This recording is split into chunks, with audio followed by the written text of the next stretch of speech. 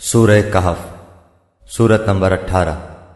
شروع کرتا ہوں اللہ تعالیٰ کے نام سے جو بڑا مہربان نہایت رحم والا ہے۔ تمام تعریفیں اسی اللہ کے لیے سزاوار ہیں جس نے اپنے بندے پر یہ قرآن اتارا اور اس میں کوئی کسر باقی نہ چھوڑی، بلکہ ہر طرح سے ٹھیک ٹھاک رکھا تاکہ اپنے پاس کی سخت سزا سے ہوشیار کر دے، اور ایمان لانے اور نیک عمل کرنے والوں کو خوشخبریاں سنا دے کہ ان کے لیے بہترین بدلہ ہے جس میں وہ ہمیشہ ہمیشہ رہیں گے، اور ان لوگوں کو بھی ڈرا دے جو کہتے ہیں کہ اللہ تعالیٰ اولاد رکھتا ہے۔ در حقیقت نہ تو خود انہیں اس کا علم ہے نہ ان کے باپ دادوں کو۔ یہ تہمت بڑی بری ہے جو ان کے منہ سے نکل رہی ہے، وہ نرا جھوٹ بک رہے ہیں۔ پس اگر یہ لوگ اس بات پر ایمان نہ لائیں تو کیا آپ ان کے پیچھے اسی رنج میں اپنی جان ہلاک کر ڈالیں گے؟ روئے زمین پر جو کچھ ہے ہم نے اسے زمین کی رونق کا باعث بنایا ہے کہ ہم انہیں آزما لیں کہ ان میں سے کون نیک اعمال والا ہے۔ اس پر جو کچھ ہے ہم اسے ایک ہموار صاف میدان کر ڈالنے والے ہیں۔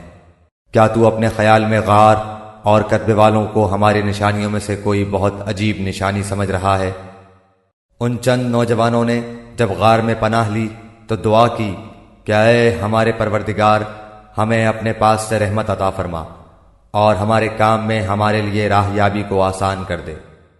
پس ہم نے ان کے کانوں پر گنتی کے کئی سال تک اسی غار میں پردے ڈال دیے۔ پھر ہم نے انہیں اٹھا کھڑا کیا کہ ہم یہ معلوم کر لیں کہ دونوں گروہ میں سے اس انتہائی مدت کو جو انہوں نے گزاری کس نے زیادہ یاد رکھی ہے۔ ہم ان کا صحیح واقعہ تیرے سامنے بیان فرما رہے ہیں۔ یہ چند نوجوان اپنے رب پر ایمان لائے تھے اور ہم نے ان کی ہدایت میں ترقی دی تھی۔ ہم نے ان کے دل مضبوط کر دیے تھے، جبکہ یہ اٹھ کھڑے ہوئے اور کہنے لگے کہ ہمارا پروردگار تو وہی ہے جو آسمان و زمین کا پروردگار ہے، ناممکن ہے کہ ہم اس کے سوا کسی اور معبود کو پکاریں۔ اگر ایسا کیا تو ہم نے نہایت ہی غلط بات کہی۔ یہ ہے ہماری قوم جس نے اس کے سوا اور معبود بنا رکھے ہیں، ان کی خدائی کی یہ کوئی صاف دلیل کیوں پیش نہیں کرتے؟ اللہ پر جھوٹ افطرا باندھنے والے سے زیادہ ظالم کون ہے؟ جبکہ تم ان سے اور اللہ کے سوا ان کے اور معبودوں سے کنارہ کش ہو گئے تو اب تم کسی غار میں جا بیٹھو، تمہارا رب تم پر اپنی رحمت پھیلا دے گا اور تمہارے لیے تمہارے کام میں سہولت مہیا کر دے گا۔ آپ دیکھیں گے کہ آفتاب بوقت طلوع ان کے غار سے دائیں جانب کو جھک جاتا ہے اور بوقت غروب ان کے بائیں جانب کترا جاتا ہے، اور وہ اس غار کی کشادہ جگہ میں ہے۔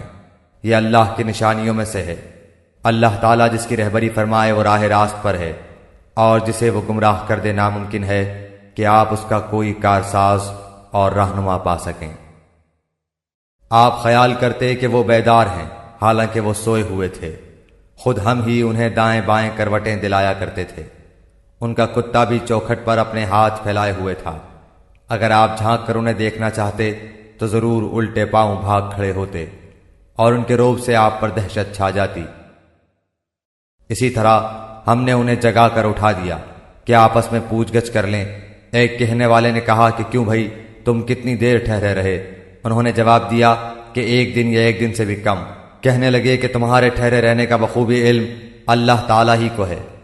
اب تو تم اپنے میں سے کسی کو اپنی یہ چاندی دے کر شہر بھیجو، وہ خوب دیکھ بھال لے کہ شہر کا کون سا کھانا پاکیزہ تر ہے، پھر اسی میں سے تمہارے کھانے کے لیے لے آئے، اور وہ بہت احتیاط اور نرمی برتے اور کسی کو تمہاری خبر نہ ہونے دے۔